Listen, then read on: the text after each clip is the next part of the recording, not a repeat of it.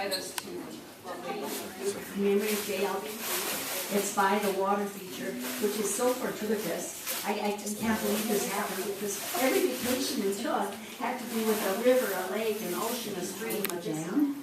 It isn't Christmas for me unless I start listening to the holiday jam records or the CDs.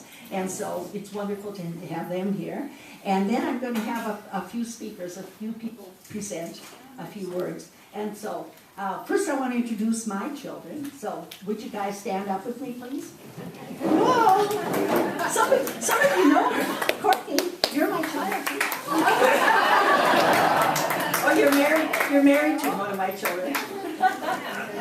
Okay, so Molly, and Molly's married to Derek, my son, and Jason and Courtney.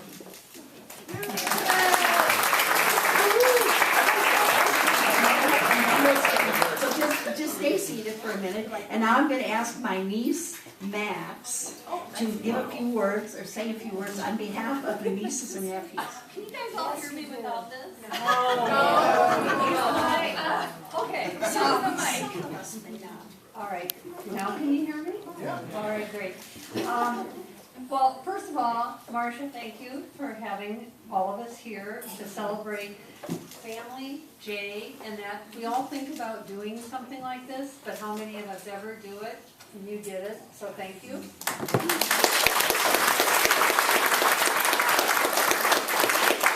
All of us have very fond memories of Jay and Marsha. I'm the oldest niece, and for some reason that sounds a little bit strange because oldest and niece and being 72 doesn't sound like it all goes in the same sentence at all. And I'm 79. Yeah, you know me a long time. Anyway, to keep things short, I have a short story about Jay that describes, I think, his wit and intelligence and humor. But to prepare for that, to talk and listen at the same time. It's an inherited trait. People move into it, and for those that are not accustomed to it, it can be kind of noisy and loud and chaotic. And most men, in general, can handle it for a very short time. So, putting that in perspective, now Jay, on the other hand, is very much like my husband, Greg. They're calm, collected, quiet. They think before they speak. They're highly intelligent. Not that we're not. No. And they also have a voracious love for books. So they became very good friends. Okay, the story, short.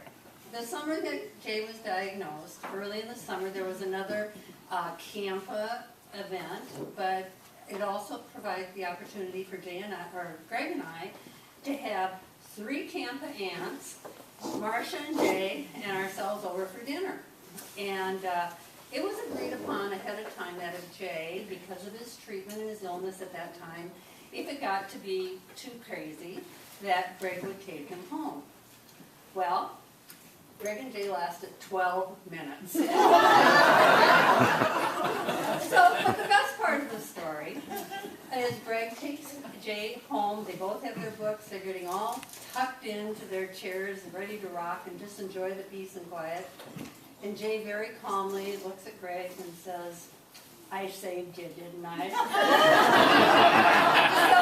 So thank you again all for coming, nieces and nephews. It's wonderful.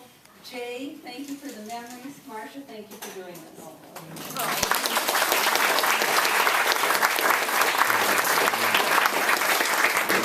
Thank you, Max. And now I'm going to ask Hurdles. Wow. Since I'm so old, I have to put it in writing. I just can't talk without having things written down. I remember Jay being extremely wise and generous and adventurous. Instructions set in there and how he did it, and always documented it with photos. And so the story I got to write was not only about him paddling, but also sharing that with other people. You can go on to his blog right now, and you read 7 different accounts of paddling, a lake like Lake Elvin, where we met, and or there might be a half dozen reports on the Split Rock Creek, and a few on the Big Sioux River, and many other bodies of water that he explored. And I think that was a good example.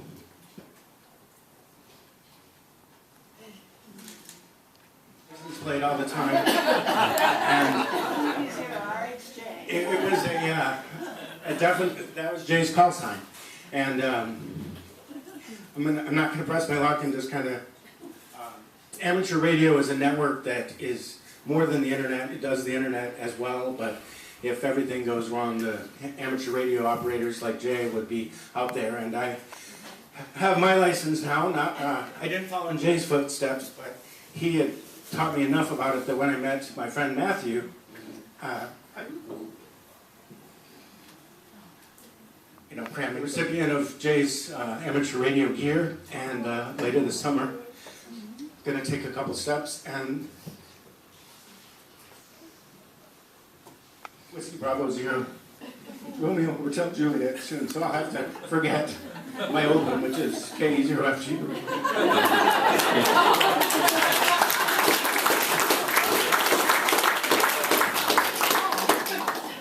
But that, the amateur radio thing that Jay did goes way beyond even any of the canoeing. I mean, miles and miles and miles and thousands of contacts, and his information still.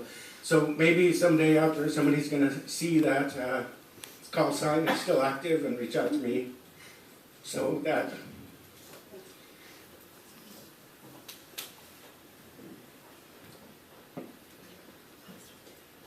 the connections in this room are just the beginning. And like I said, Jay changed my life for the better. And I wish one thing to everyone in the room, that you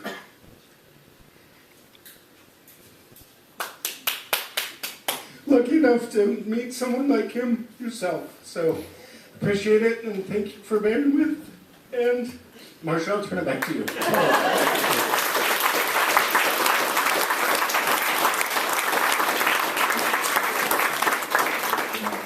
Thank you all for being here today to honor Jay. Thanks, Marsha, for having me speak. And thank you, Jason and Courtney and Gareth and Molly, for your continued friendship. It's a long... Well, I'll hold it in, Jared, too. It's been a long relationship. I'm Greg Boris, but really I'm known to the people at this table as Boris. Yes. If Jay called me Greg, it was in a moment of weakness. It was always Boris. Molly, when she first met me, I didn't know your name was Greg. She didn't know my name was Greg. It was like Boris. I was always Boris. I had the good fortune of meeting Jay in the early 1980s, work with him, banter with him, and be able to call him a dear friend. And he often comes to mind when I'm trying to figure out what I'm supposed to be doing in life. I gotta get a napkin. 2 years ago, my wife and I left Sioux Falls after living here about 4 years. Each morning in his retirement, Jay would go to Hy-Vee and later on to Bagel Boy, where he would read. And woe unto those who came there and interrupted his reading. Shame on you. I am reading. Don't mess with me. But I knew where to find him. And I knew where he was, and he would always give me time, and I so appreciate that. The outdoor, as was mentioned before, the outdoors were big for Jay. They're big for me. I bicycle, Jay kayak, but when he retired, he said, you know, Greg, I want to get an e-bike. Well, e-bikes 15, 20 years ago were crap. I said, don't get an e-bike. Get a regular bike, get a good regular bike. And I said, what kind of riding you want to do? And he said, well, I want to ride the trail. And that's what he did. He got a nice bike, and all he did was ride the trail. He never went anywhere else, never went in the neighborhood. He just ride around the trail in Sioux Falls and stop at the falls and read. And that was another form of his recreation. Jay was very planful and followed routines. An impulsive, spur-of-the-moment trip was totally out of the question. You couldn't do that. I would say, Jay, well, it's going to be a nice day. It might be a nice day tomorrow. Let's go to the Rip River Trail in Minnesota and ride. But I got to walk the dog. I said, screw the dog. You know, go down. And we never did that because he he would have been so anxious with his routine messed up, so I never broached that. He was also, he did that with me. He did with the students that he was a principal of in their schools. And he did that with those people he advised and with his friends. He did that, as Jared talked about, with those who kayaked and canoed in this region. And he continued to do that, serving us with his garden in his honor. It's an honor for me to be here today, talk about Jay. Again, thank you all for being here. And do share your story. This is an opportunity to share your stories about Jay with others while here and celebrate a life well lived. Thank you so much.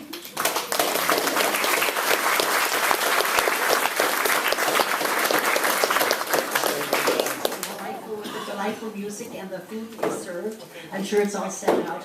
Well, my one last comment is, so this place is very, very popular, very, very busy in the summer, and I knew that I had to schedule it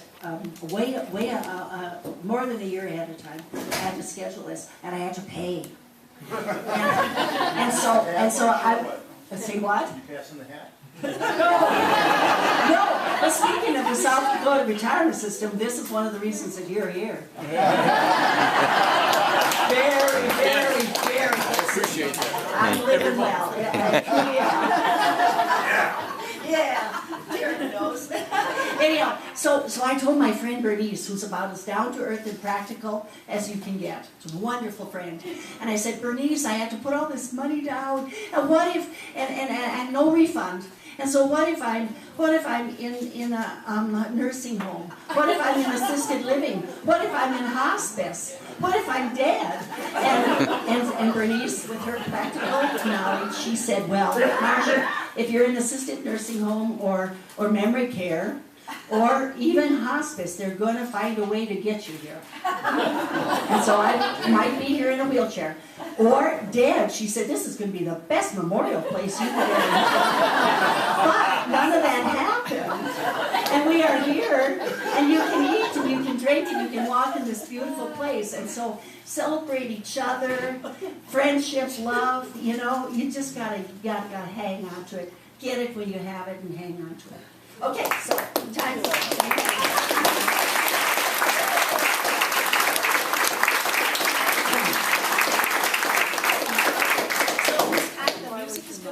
the music's going to start, and then you are free to go up, and the buffet is set up, and you can have, this was just a hors d'oeuvre that you can have.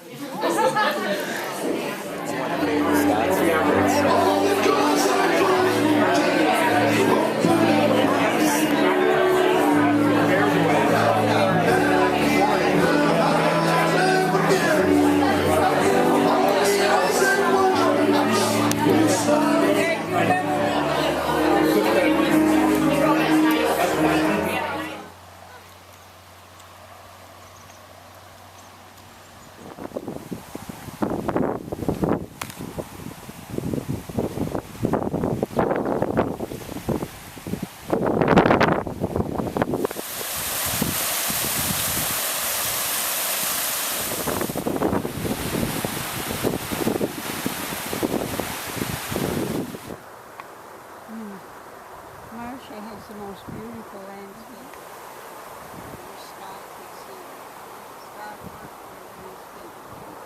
Sure.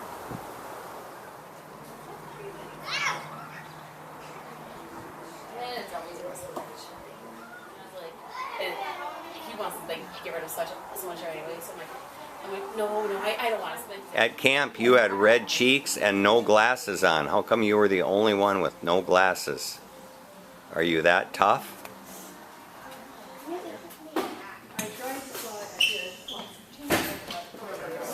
Oh, I almost lost myself out of it.